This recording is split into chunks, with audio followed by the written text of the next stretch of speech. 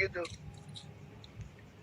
Ini masa mantan gubernur, komisaris diajak live Instagram, bingung-bingung sendiri. Ini gimana ini? Gak gaul rupanya ya. Biasa kita mainnya cuma sama M-Team ini. Oh iya betul juga. Jadi Pak Ahok, terima kasih untuk waktunya. Ya, terima kasih di tengah situasi seperti ini Pak Ahok mau diajak ngobrol. Jadi ini kalau Pak Ahok lihat ada teman-teman yang sudah nonton dan sebentar lagi saya juga izinkan mereka bertanya. Tapi kalau dilihat dari jumlah sekarang udah 27 juta orang yang nonton. 2.800 ini bergerak cepat sekali. Nah, Pak Ahok sudah bisa mulai? Dari tadi juga udah bisa. Pak Ahok lagi sih. Oh iya, tapi kan takutnya orang yang nggak pernah diajak live Instagram nanti bingung-bingung sendiri, lihat lagi baca-baca juga tadi ya. Baik, Pak Ahok, ini tiap Sabtu saya di Instagram live, kemudian ada teman-teman yang sudah biasa juga nonton ya. Dan ini kalau kita lihat dari Papua ada, Manado ada, tadi Medan, terus mana di Batam tadi saya lihat, Tangerang ya. Jadi, Pak Ahok suaranya kurang jelas katanya. Oke. Masa nggak jelas nih? Tadi belum bersuara. Oke, iya, belum ngomong. Ini orang-orang bilang suaranya nggak kedengeran loh, belum ngomong. Iya, cukup jelas. Cuma sesekali sinyalnya agak, dari Bengkulu ada ya. Baik Pak Ahok, tentu karena judulnya apa kabar Pak Ahok. Nah, tentu pertanyaan saya pertama, apa kabar Pak Ahok? Selalu baik-baik. Selalu baik-baik, oke. Ya. Nah, sekarang kalau ada yang tanya Pak Ahok, selama COVID-19 ini ngantor atau kerja dari rumah? Dua-duanya. Oke, bisa dijelaskan kapan ke kantor dan kapan di rumah? Biasanya kita kalau ada rapat dengan menteri, dia panggil ke kantor, kita ke kantor. Terus kalau kita pengen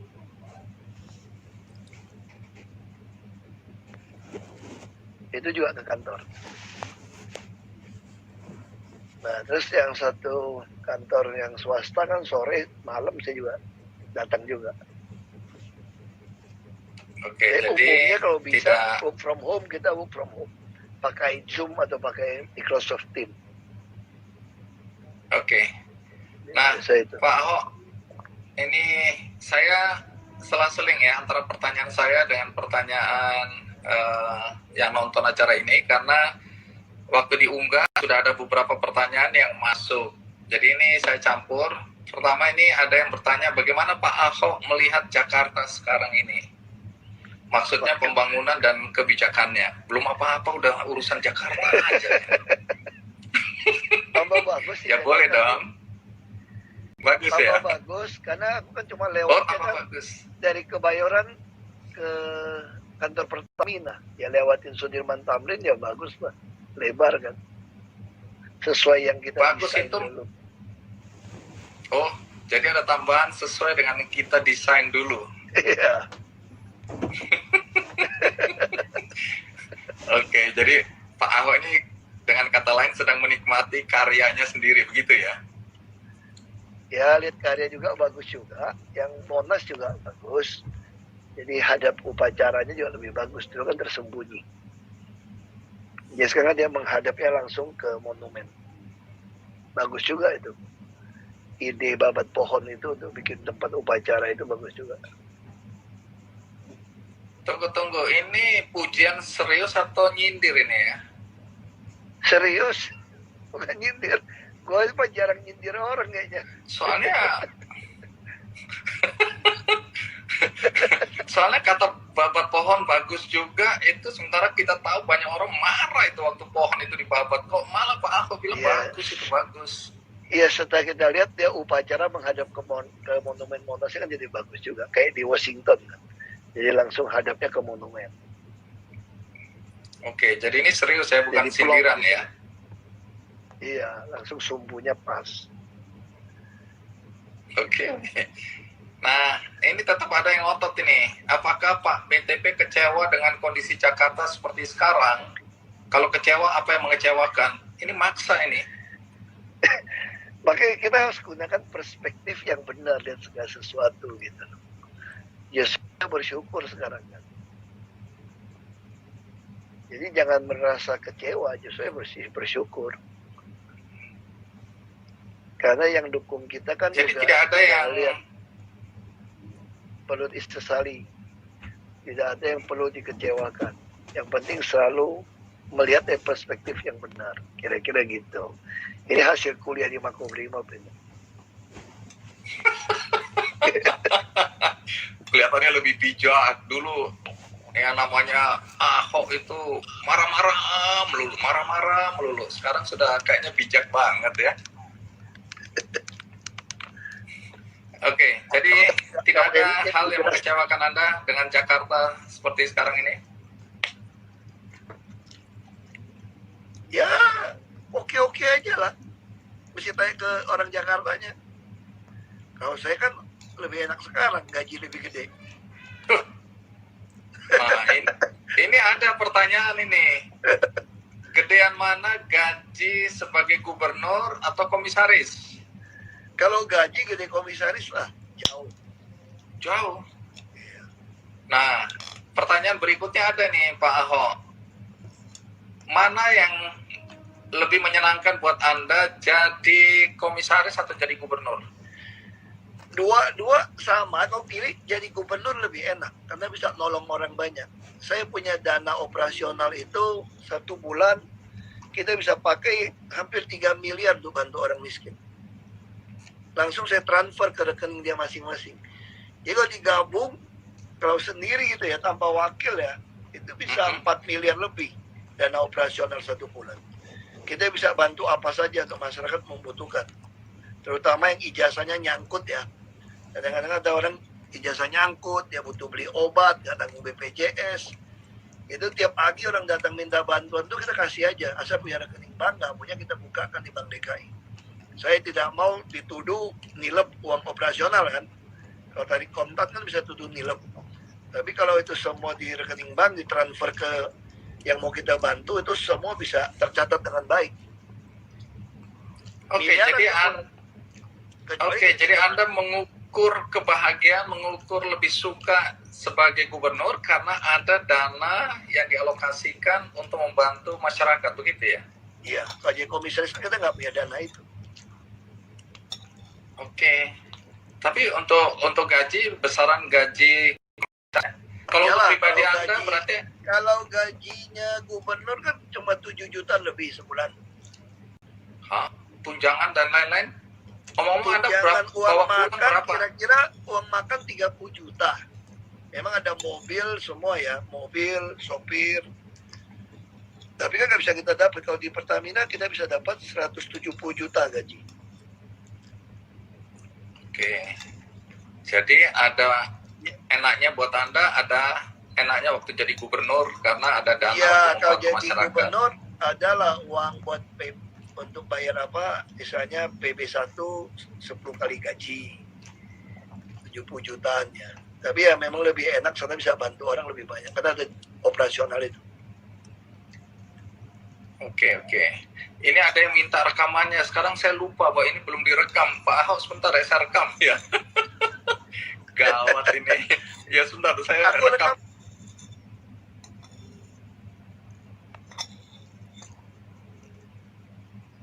Ya, untung diingatkan, minta rekamannya ya. Ini belum direkam, maaf. Sekarang sudah direkam.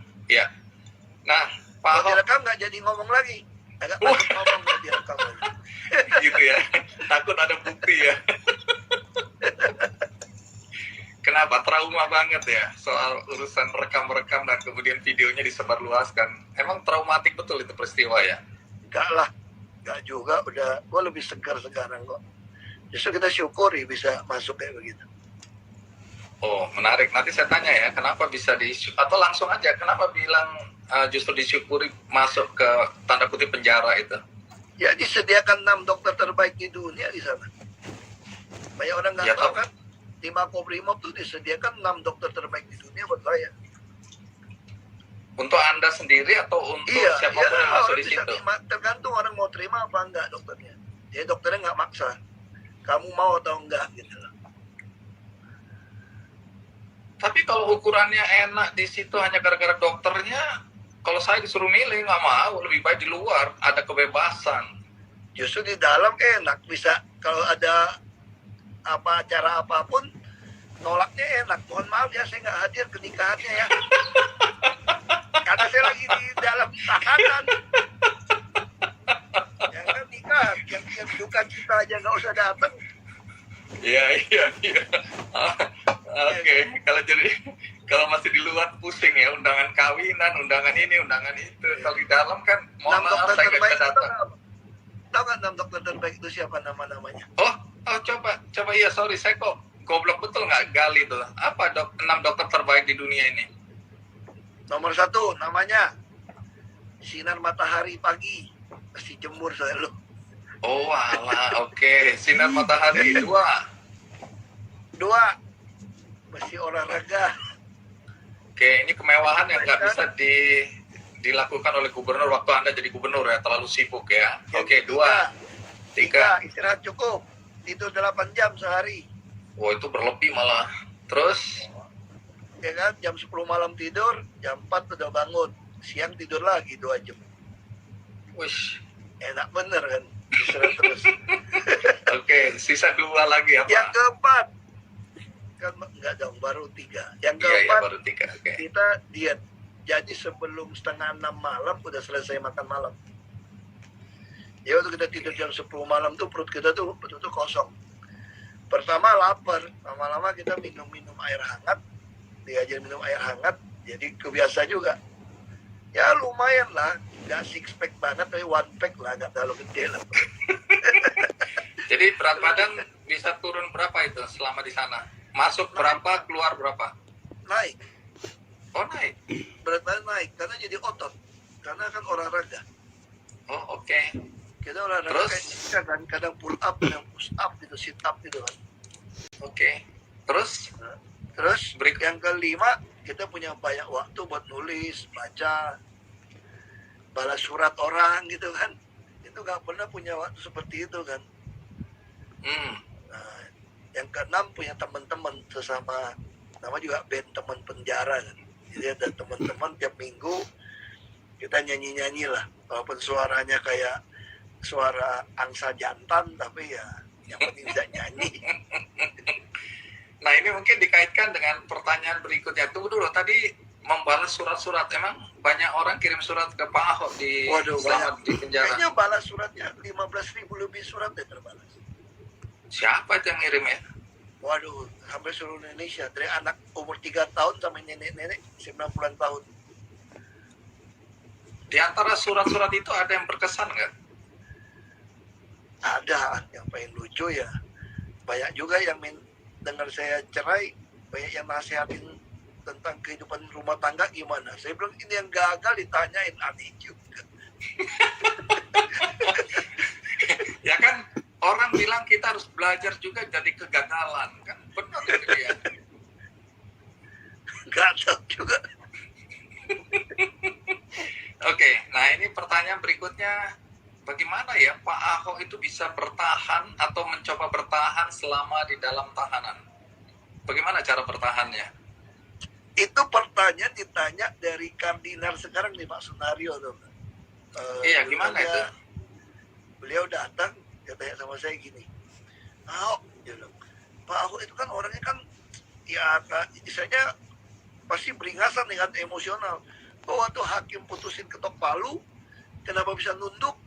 Terus live TV pada nunggu, nggak ada komentar, nggak marah-marah, turun dari truk tahanan, masuk Cipinang, mukanya pun nggak marah, nggak sedih, itu netral nanti. Terus saya ketemu berapa kali ke sini, kok bisa oke, dia bilang gitu kan. Saya jawabnya gini, ini 2 rumusnya. Satu namanya grace, anugerah. Yang kedua itu namanya usaha, effort. Ya maksudnya gimana?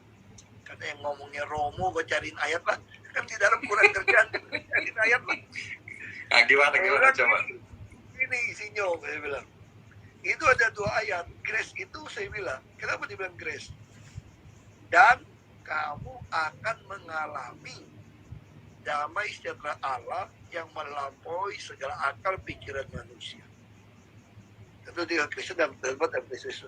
Dan itu di Filipi 4 ayat 7 tuh Pak. Filipi 4 ayat 7 saya bilang. Oh gitu ya. Saya lupa Filipi 4 ayat 7 kayaknya. Terus yang satu lagi apa? Usaha saya bilang. Hendaklah. Nah, kalau hendaklah kita mesti usaha nih. Kalau tadi dan kan anugerah saja, terima aja. Ini hendaklah damai sejahtera Kristus memerintah hatimu sebagaimana kamu dipanggil dalam satu tubuh dan bersyukurlah. Nah itu di Kolose 3 ayat 15. Jadi kalau judul khotbahnya itu Grace and Effort. Atau lagi dengan Filipi 4 ayat 7 dan Kolose 3 ayat 15. Langsung ada temanku bilang, Hok kita buka gereja aja, gue ikut saham. Kak cuan nih dia bilang. Gila lu gue. Ada lagi teman saya lucu juga. Teman saya pendeta dia bilang, kok gue gak bisa dapat kayak lu, kayak firman Tuhan jadi hidup semua, jadi iluminasi semua yang lu baca. Lu mau gak? Gue bilang, ikut retret dulu sama gue. Ikut di mana? Jadi makom 2 tahun. Itu retret bagus gitu. Langsung gak mau dia. Langsung dia gak mau dia. Oke, jadi karena ini juga memang pertanyaan. Jadi sebenarnya udah kejawab, tapi coba lebih tegas lagi. Waktu Pak Ahok diputus bersalah oleh hakim waktu itu, kenapa Pak Ahok nggak naik banding ya? Kan ini keyakinannya Pak Ahok bahwa dia nggak bersalah, tapi kok bisa dia terima? Apakah dipaksa, ada yang memaksa dia, atau ini kesadaran sendiri? Kenapa waktu itu nggak banding ya? Ini kan politik, jadi kita di dalam itu ada satu, ini kejiwaan saudara. Kalau kita ngarap keluar, itu stres. Karena nggak tahu waktunya, beda sehari, beda jam saja kita bisa stres. Tapi kalau kita udah tahu nih, gua kuliah nih, 2 tahun di sini nih, itu hati kita lebih enak terimanya. Nah kalau kita banding, berarti kita ngarap-ngarap kapan keluar kan. Dan itu kan politik. Orang pada takut sama masa kan. Ya udah, gua pikir terima di dalam sekalian deh. Istirahat, ada 6 dokter ini. Kapan lagi gue bisa seminggu olahraga 5 kali?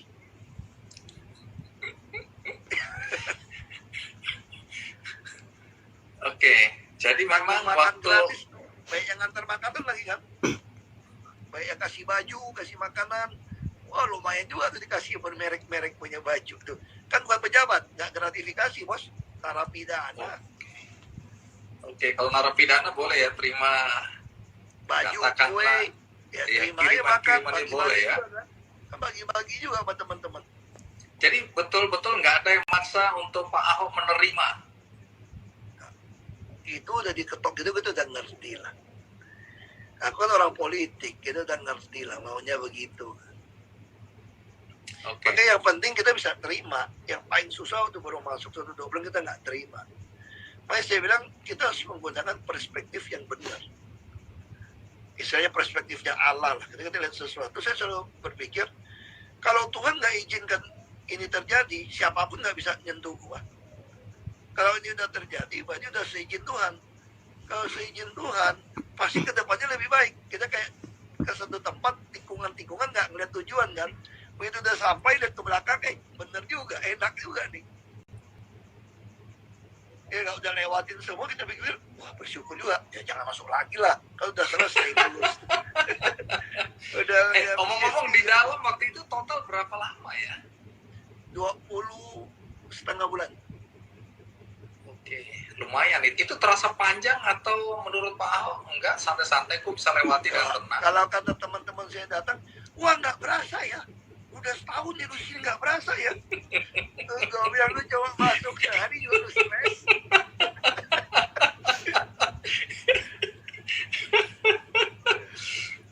Pak Ahok kan, aku kan pernah ke sana tuh datang. Ini agak tersinggung juga ini waktu itu ya. Datang nengok Pak Ahok 2 kali waktu itu. Nah, tapi ada hal yang jujur aja menyinggung perasaan saya waktu itu. Jadi kan saya nawarin, Pak Ahok, sini, aku yang bikinin biografinya selama di penjara. Nanti tak bikinin buku. Terus jawaban ini Pak Ahok mungkin lupa, tapi ini menyakitkan hatiku ini. Waduh, sorry gitu. Nah ini serius ini. Pak Ahok kan bilang, lo yang mau nulis, iya nggak mau. Gua mau nulis sendiri. Enak aja lo yang nanti jual buku, lo yang dapat royaltinya, lo yang untung. Gua nggak punya duit sekarang ini, gitu kan. Terus aku bilang, ini gue dikasih lukisan-lukisan juga. Aku bilang, sini aku yang jualin, kita jual. Enggak, gue sekarang ngerti gue. Selama ini gue diundang di Kick Andy, yang dapat duitnya Adino, ya gue nggak dapet apa-apa. Nggak mau, sekarang gue nggak bodoh lagi. Sekarang gue mau cari duit. Itu serius atau bercanda itu? Ini klarifikasi nih.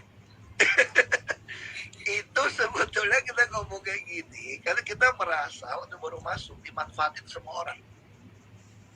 Itu baru awal masuk.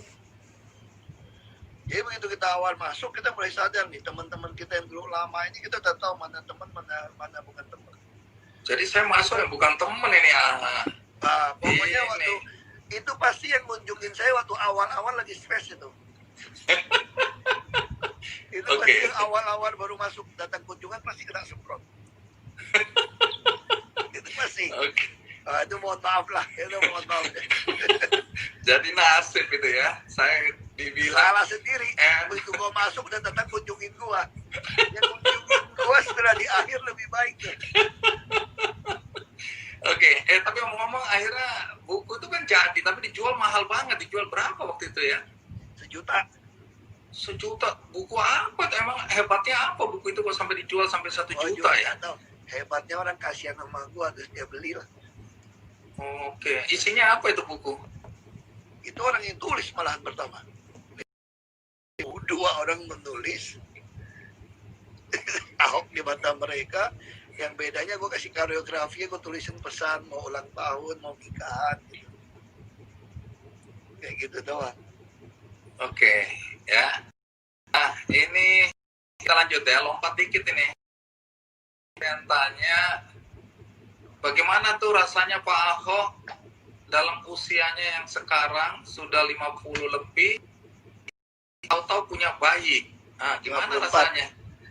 54, oke. Teman aku juga nanya itu kan. Ya berasa kayak inget dulu kita sama anak gak punya waktu. Ya sekarang kita bersyukur ada COVID. Ya, anak betul-betul lihat dari dia mulai mau belajar makan, mau tangan, mau balik. Kita lihatin terus tiap hari. Nah ini gara-gara COVID work from home. Jadi bisa lihat. Apalagi juga sekarang bisa. Umur berapa sekarang ya? Mau 54. Bukan, si kecil. Oh, si kecil nanti Juli tanggal 6 bulan. Saya cuma ngetes aja, bapaknya inget nggak ulang tahunnya? Oh beratnya aja tahu kok udah 11 kilo. Wih,